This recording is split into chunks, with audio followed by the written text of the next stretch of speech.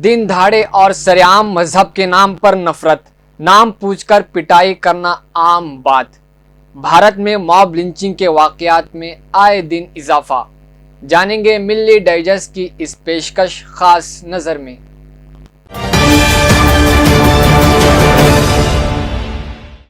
मुल्क भर में मंसूबाबंद साजिश के तहत मुस्लिम नौजवानों को निशाना बनाकर फिरकावारियत को बढ़ावा दिया जा रहा है।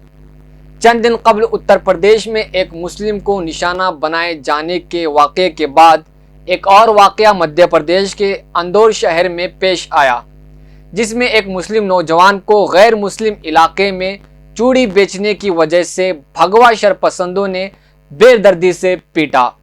दिन दहाड़े और सरेआम की गई इस मॉब लिंचिंग का वीडियो मंजर आम पर आया, जिसमें तस्नीम नामी शख्स को महज मुस्लिम होने की बिना पर बुरी तरह पीटा गया।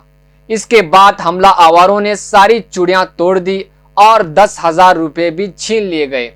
और जो वीडियो सोशल मीडिया पर वायरल हो रहा है, इसमें एक शख्स तस्लीम की टी शर्ट को पकड़कर उसे घसीट रहा है और वहां मौजूद अफराद उसे मारने के लिए आगे आने को कहता हुआ सुनाई देता है।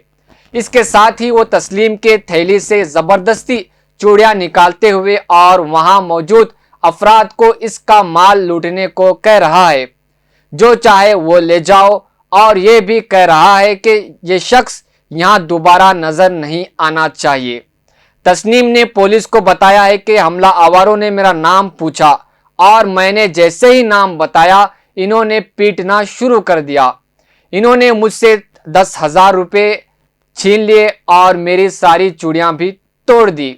और दूसरी जानिब मध्य प्रदेश के वजीर नरोत्तम मिश्रा का इस मामले में रद्द अमल सामने आया है।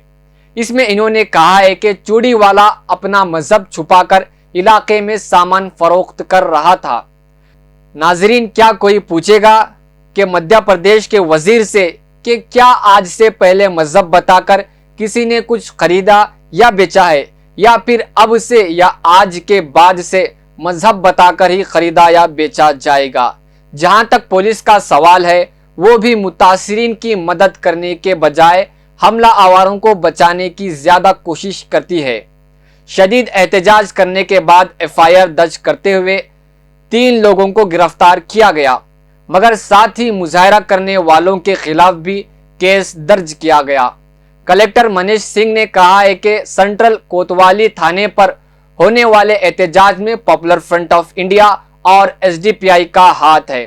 नाजरीन, मैं यहाँ रुककर आपसे एक सवाल करना चाहता हूँ और कलेक्टर मनीष सिंह से भी यही सवाल करूंगा कि क्या आम जनता जुल्म के खिलाफ सवाल नहीं उठा सकती?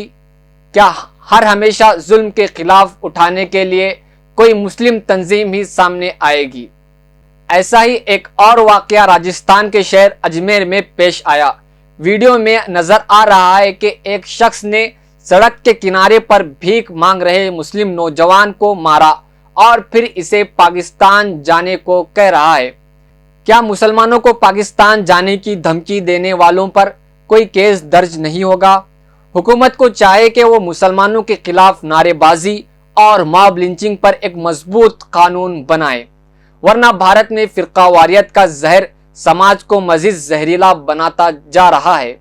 यहाँ कुछ ताकतें हर मामले को हिंदू और मुस्लिम का रंग देते हैं और हुकूमत भी इन लोगों पर UAPA दूर की बात FIR तक दर्ज नहीं करती। अगर FIR दर्ज हुआ भी तो वो कुछ दिन तक जेल में रहने के बाद रिहा होते हैं और फिर पहले से ज्यादा फिरकावारियत बयान सुनने में आते हैं।